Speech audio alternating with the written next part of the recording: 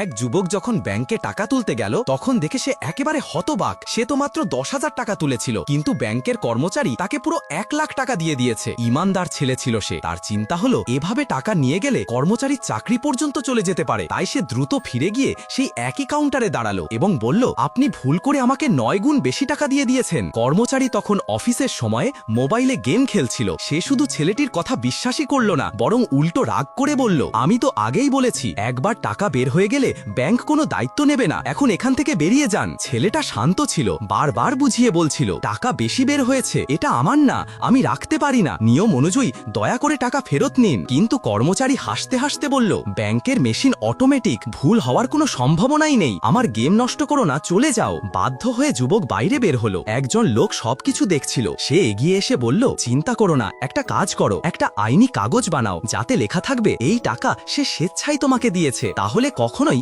Bank তোমার কাছ থেকে এটা ফেরত চাইতে পারবে না। ছেলেটা ঠিক সেটাই করলো। সে আবার ব্যাংকে ফিরে এসে বলল, শুধু একটা নিশ্চিত হতে চাই, অতিরিক্ত এই টাকা কি আপনারা নেবেন না? কর্মচারী রাগী ভঙ্গিতে বলল, না, নেব না, এখন এখান থেকে যাও। ছেলেটা শান্তভাবে একটি কাগজ বের করে বলল, ঠিক আছে, তাহলে দয়া করে এটাই সই করে দিন যে আপনি স্বেচ্ছায় এই টাকা আমাকে দিয়েছেন। অহংকারে ভরা কর্মচারী হাসতে হাসতেই বলল, ঠিক আছে, সাইন করে দিচ্ছি। সে বুঝতেই পারেনি যে 20 মিনিট আগেই মোবাইল নিয়ে ব্যস্ত থাকার সময় সে 10,000-এর জায়গায় ভুল করে 1 শূন্য বেশি দিয়ে 1 লাখ টাকা এন্ট্রি করেছিল। কোনো চিন্তা না করে সে কাগজে সই করে যুবকের হাতে ধরিয়ে দিল। ছেলেটা কাগজ নিয়ে চলে গেল। ফিরে এসে সে সহকর্মীদের বলল, একটা বোকা কাস্টমার এসেছিল, বলছিল আমরা তাকে বেশি টাকা দিয়েছি। কি হাস্যকর। সহকর্মী বলল, কিন্তু যদি সত্যিই ভুল হয়ে থাকে? সে আত্মবিশ্বাসী ভঙ্গিতে বলল, অসম্ভব, যদি ভুল হয় আমি তার সামনে হাঁটু গেড়ে বসবো। ঠিক তখনই এক সহকর্মী দৌড়ে এসে বলল, তুমি আবার গন্ডগোল করেছো, হিসাব চেক করে দেখেছি তুমি এক গ্রাহককে সত্যিই 90,000 টাকা বেশি দিয়ে দিয়েছো।